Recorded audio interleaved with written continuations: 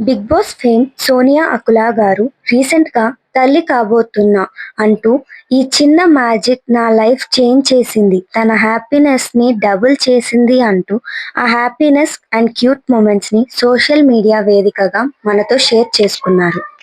అయితే రీసెంట్గా సోనియా అకులా గారు తన ఫ్యామిలీ అండ్ ఫ్రెండ్స్తో తన శ్రీమంతం ఫంక్షన్ ఎంతో ఘనంగా జరుపుకున్నారు.